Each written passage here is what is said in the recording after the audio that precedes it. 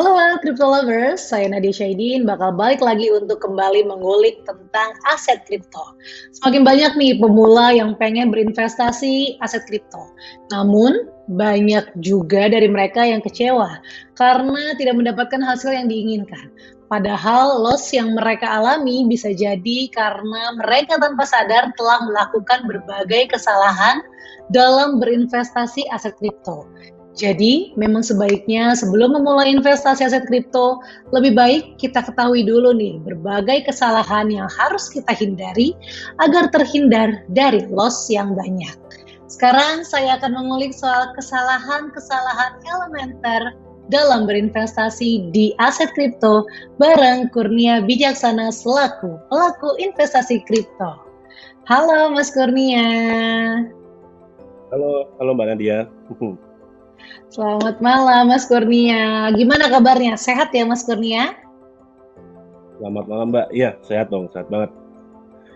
Alhamdulillah. Oke Mas Kurnia, langsung aja nih. Sebelumnya Nadia mau tanya, Mas Kurnia udah berapa lama sih investasi di aset kripto dan juga udah investasi di aset apa aja nih? Saya investasi aset kripto berarti udah tahun 4 atau 5 ya. Saya dari tengah-tengahan 2017 Mbak, saya berinvestasi. Jadi saya sempat mengalami itu yang pada saat akhir 2017 hype banget tuh, Bitcoin naik banget, aset yang lain juga naik banget. Lalu saya sempat ngalamin juga di 2018 2019 yang mana harganya nggak naik-naik gitu ya, turun pelan-pelan, dan saya juga sempat mengalami yang akhir 2020 dan awal 2021 yang naiknya sampai gila-gilaan juga, sampai Bitcoin ke berapa tuh, $60.000 lebih, yang mungkin berarti hampir 1 miliar itu ya. Nah, sampai sekarang. Jadi sebenarnya kalau dilihat dari orang-orang gitu ya, dari hype yang ada di yang udah kita alami di aset kripto, ini bentuknya tuh seperti siklus gitu. Jadi nanti sebenarnya untuk investor yang masih baru, kita tinggal mengikuti posisi kita di dalam siklus yang mana aja gitu. Jadi saat harganya masih mahal, kita ya jangan asal masuk gitu. Tapi nanti saat harganya udah murah dan orang-orang udah mulai takut, ya nggak apa-apa, nanti kita coba masuk pelan-pelan, seperti itu sih Mbak, kalau menurut saya.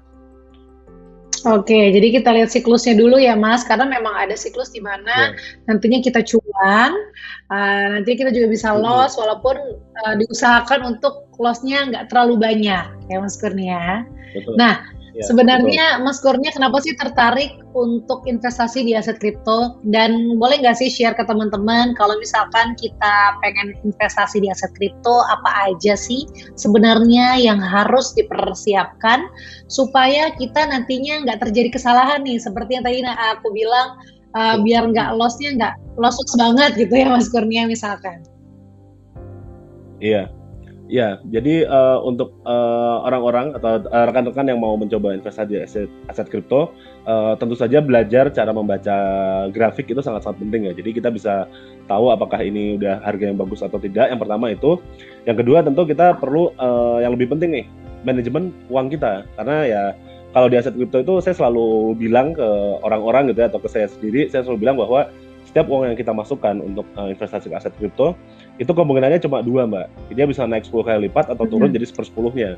Jadi ya kita usahakan gimana caranya, kalau naik 10 kali lipat ya alhamdulillah gitu ya. Tapi kalau turun ke 1/10-nya gitu atau rugi 90%, itu gimana caranya biar kita nggak terlalu nyesek lah kalau kehilangan uang. Jadi misalkan kita masuk, kita masuk ke berapa? Uang 1 juta gitu. 1 juta, terus kebetulan kita lagi apes, kita loss misalkan 50% gitu. Berarti kan hilang 500.000. Itu akan lebih mending kalau misalkan kita tiba-tiba gara-gara ikut hype sosial media atau hype segala macam, kita masuk 20 juta terus hilang 50%. Lebih nyesek yang kalau masuk cuman sedikit kan. Jadi memang kita perlu bersabar dan masuknya sedikit-sedikit dulu gitu. Untuk masuk besar hanya jika kita udah tahu resikonya secara benar banget, dan kita udah yakinnya tuh bukan yakin karena kata orang ya, tapi menurut analisa kita sudah ada kemungkinan besar bahwa ini akan naik, seperti itu. Oke, jadi tipsnya adalah yang paling penting buat pemula, terutama untuk crypto lovers, kita masukin uangnya atau investasinya nggak usah terlalu banyak dulu ya Mas Kurnia. Jadi kalau misalkan kita loss, itu nggak banyak-banyak banget, jadi nggak terlalu nyesek. Nah, nanti ikutin hype-nya aja sering berjalannya waktu, dan semakin pintar ya Mas, Nanti bisa tahu celahnya Iya betul. gimana. Nah, selain yang tadi Mas Kurnia bilang, apa aja sih kesalahan-kesalahan yang biasanya sering dilakukan oleh pemain-pemain aset kripto nih, Mas Kurnia? Oke, sebenarnya nggak cuma pemain-pemain, saya sampai sekarang saya juga kadang-kadang masih melakukan kesalahan itu gitu.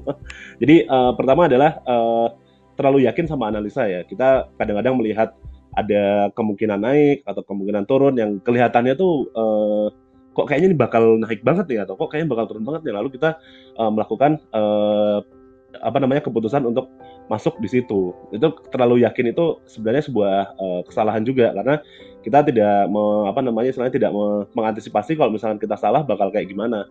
Ya itu kesalahan terbesar, salah satu kesalahan yang besar ya. Yang kedua adalah dalam tanda kutip ngeyel atau kita tidak mau nge-cut loss itu. Jadi begitu kita sudah ketahuan analisanya salah, biasanya kita masih ngeyel, ya udah nanti naik lagi kok, ya udah nanti naik lagi kok.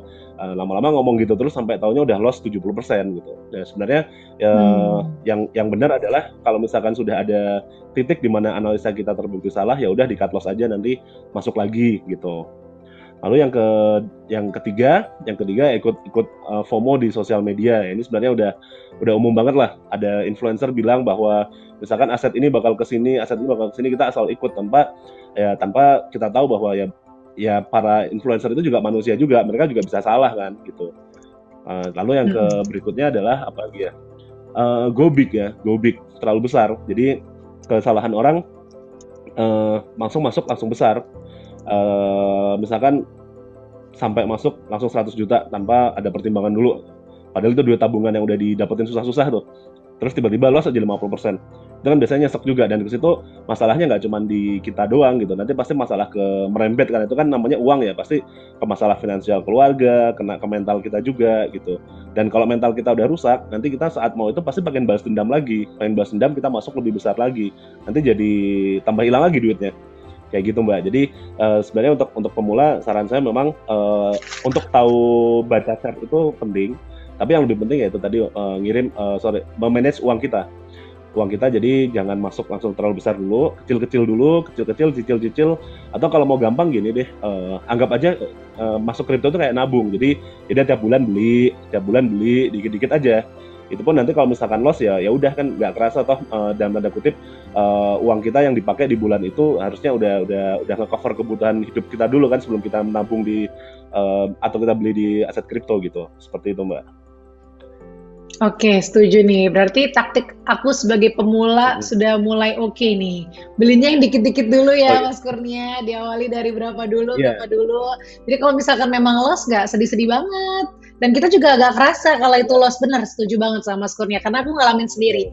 Oke, nah sebelumnya tadi kan Mas Kurnia udah info banyak banget nih. Dan yang paling penting adalah kita bisa chart dan juga bagaimana manajemen keuangan kita. Dan selain itu, aku mau tanya, seberapa penting sih Mas Kurnia untuk ngeriset sebelum kita mulai berinvestasi di aset kripto? Penting banget Mbak. Gini, riset itu pertama kita kalau kita memainkan aset kripto yang sudah dalam tanda kutip sudah aman banget ya, mungkin yang kayak kalau saya pribadi yang aman banget tuh menurut saya Bitcoin dan Ethereum. Saya banyak main di situ. Yang lainnya ada cuman yang lebih kecil lah porsinya. Kalau udah itu kita riset itu hanya lebih kepada pergerakannya aja atau harga atau apa yang mempengaruhi pergerakan harganya. Kayak gitu aja risetnya. Tapi kalau misalkan kita main aset kripto yang baru gitu ya, biasanya kan sekarang ada apa tuh yang kemarin sempat nge-hype kan beberapa aset-aset kayak Shiba, terus ada koin-koin yang lain yang baru-baru lagi. Itu kita perlu riset yang sangat mendalam. Kenapa? Karena namanya baru ya. Kita masih belum tahu, ibaratnya belum teruji oleh waktu. Bisa aja suatu saat developernya gitu atau orang yang membuat aset kriptonya keluar quit atau ternyata ini sebuah scam atau segala macam, itu kemungkinannya jauh lebih besar di aset-aset yang baru. Makanya riset itu jauh lebih penting saat kita untuk masuk ke aset yang baru seperti itu Mbak. Kalau yang udah lama yang Bitcoin, Ethereum, Ripple ya kita sekedar tinggal manage uangnya aja kayak gitu sih. Tapi kalau yang baru emang kita harus riset karena resikonya adalah kalau yang udah oke, resiko kita hanyalah minus yang agak besar gitu. Tapi kalau misalkan yang baru banget ya resiko kita minusnya minus semua gitu, kayak gitu Mbak. Jadi riset itu makin penting dengan dengan resiko yang semakin besar. Kalau saya lihatnya seperti itu. Oke, jadi memang intinya kalau mau main di aset kripto kita cari aman aja ya Mas Kurnia, karena Ya, terutama untuk aset-aset yang baru. Kalau misalkan memang pengen tertarik dan juga penasaran tentang aset-aset baru, ada baiknya riset dulu secara mendalam baru dimulai dan dimulainya jangan langsung banyak karena nanti kalau loss banyak ya, sedih sendiri ya sayang banget. Oke, nah, ada nih ya, yang mengatakan Mas Kurnia, cukup berinvestasi di satu koin yang aman. Tadi kan Mas Kurnia bilang seperti Bitcoin. Dan ada yang bilang juga sebaliknya, lakuin aja diversifikasi. Sebaiknya kalau menurut Mas mm-mm. Kurnia, apa sih yang harus kita lakukan nih ketika mulai investasi? Oke. Kalau menurut saya gini Mbak, diversifikasi itu penting, tapi itu menurut saya nggak lebih penting daripada kita fokus. Jadi dua-duanya itu tergantung sama kebutuhan kita. Contohnya, kalau saya pribadi saya bisa dibilang bukan orang yang diversifikasi, tapi saya juga masuk ke yang lain juga gitu. Kenapa? Karena ini akhirnya pada Hmm. lebih kepada anggaran kita. Jadi ibaratnya nih, ini sedikit gambaran aja. Misalkan saya punya uang saya, contohnya misalkan ada 10 juta gitu. Mungkin 70%-nya itu di Bitcoin dan Ethereum. Itu saya bisa bilang saya fokus gitu ya, nggak diversifikasi. Baru yang 30%-nya di yang lain-lain, itu baru saya bilang dengan diversifikasi. Tapi diversifikasi pun kadang-kadang orang suka salah kaprah dengan tanpa perhitungan, orang masuk ke misalkan 20 jenis koin yang berbeda gitu. Itu kan salah juga, nggak benar juga gitu Mbak ya. Mungkin kalau diversifikasi itu lebih kepada misalkan ya kita masuk ke 5 gitu ya, atau ya maksimal maksimal mungkin 10 lah. Jadi selama masih bisa kita manage juga gitu si apa namanya tracking dari portofolio kitanya kayak gitu, itu diversifikasi seperti itu. Dan sebenarnya kalau mau diversifikasi daripada kripto, yang lebih benar adalah ya kita diversifikasi ke kelas aset lain juga, misalkan ya masuk ke saham misalkan, atau masuk ke obligasi dan segala macam. Jadi benar-benar diversifikasi itu nggak cuma kripto, tapi ada 20 kripto yang berbeda. Itu sebenarnya menurut saya kurang tepat. Tapi baiknya kita diversifikasi ke aset kelas yang lain juga seperti itu Mbak. Gitu.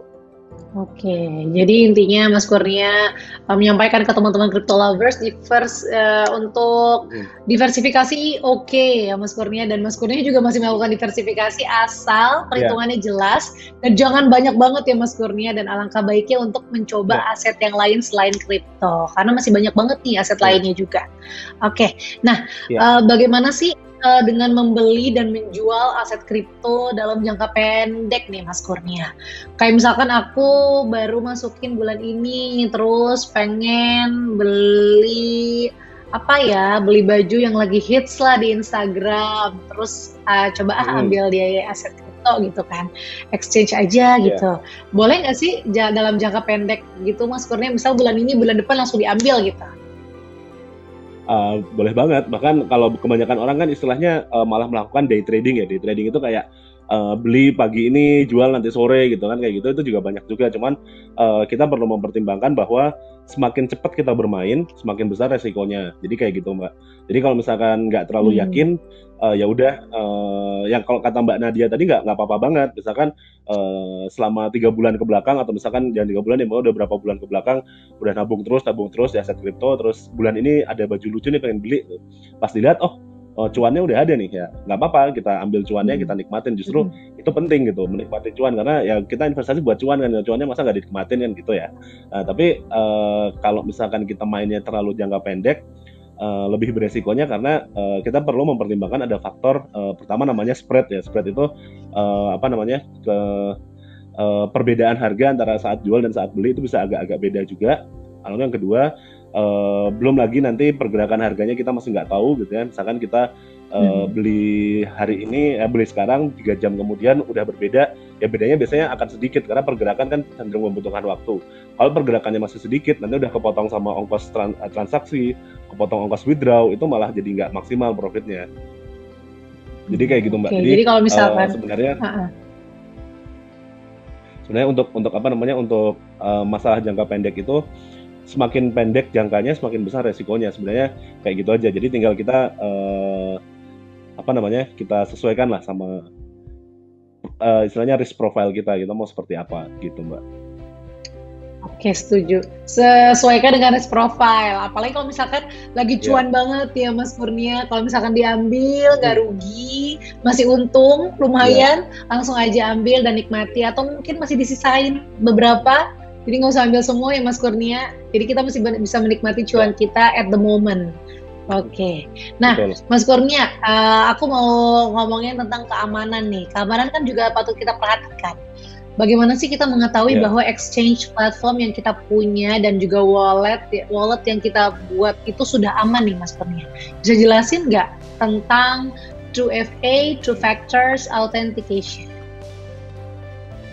Iya, jadi itu faktor authentication ini sebenarnya daripada faktor ke exchange lebih kepada faktor ke kitanya ya. Two factor authentication itu jadi saat kita mau login ibaratnya ada dua kali masukin data, masukin password. Itu kan lebih aman kan. Jadi kalau password kita dijebol sama orang masih ada 2FA. Jadi kita bisa keamanannya ibaratnya double. Seperti itu, Mbak. Tapi kalau misalkan terkait si keamanan dari exchange-nya ya itu kita bisa melihat dari dari pihak exchange-nya. Kita bisa mempelajari dia udah ada sertifikasi aman secara istilahnya teknologi informasi atau belum, atau mungkin kita bisa coba tanya-tanya ke customer service-nya, atau kita bisa pelajari sedikit atau sejarahnya dia pernah dihack atau enggak, dia pernah diapa atau enggak, seperti apa, itu sangat bisa kita pelajari sebenarnya. Tapi kalau untuk 2FA itu menurut saya salah satu hal yang wajib sih kalau untuk aset kripto. Jadi kayak ibaratnya tuh FA itu kayak ini Mbak, kayak kita transaksi m-banking. Pertama masuk kita diminta password kan, nanti pas mau transaksi kita diminta password lagi. Jadi biar keamanannya double. Itu FA juga kayak gitu. Jadi kita mau login, ibaratnya kita minta dikasih dua kali harus masukin password gitu. Seperti itu. Oke, jadi kalau teman-teman bingung nih, istilahnya tuh FA kan agak ribet. Mungkin kalau misalkan punya mobile banking yang kita kudu masukin password berkali-kali, itu memang demi keamanan kita bersama ya Mas Kurnia. Jadi kalau misalkan dijebol hacker, masih ada keamanannya lagi di dalamnya. Jadi jangan malas teman-teman kalau misalkan jadi kalau teman-teman jangan malas masukin password terus karena itu demi keamanan kita bersama. Oke, kesimpulan nih Mas Kurnia. Kasih singkat dong ke teman-teman crypto lovers, apa yang harus dilakukan untuk menghindari kesalahan-kesalahan dalam berinvestasi di aset kripto? Oke, yang paling penting adalah manajemen uang ya, jangan sampai uang kita hilang, gitu aja yang paling penting.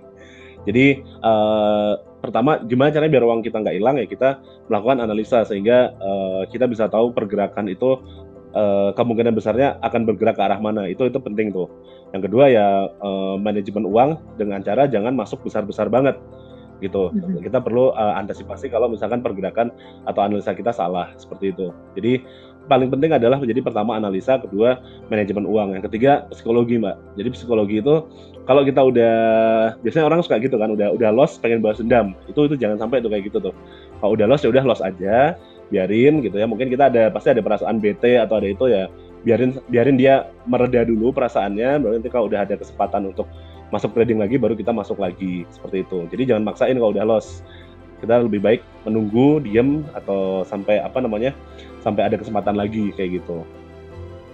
Oke, jadi kalau disimpulkan kita harus menganalisa dan tentunya balik lagi ke manajemen uang ya Mas Kurnia. Jadi jangan teman-teman crypto lovers jangan sampai pakai uang yang uang kontrakan misalkan, atau uang untuk bayar iuran kuliah bulan depan gitu. Jangan.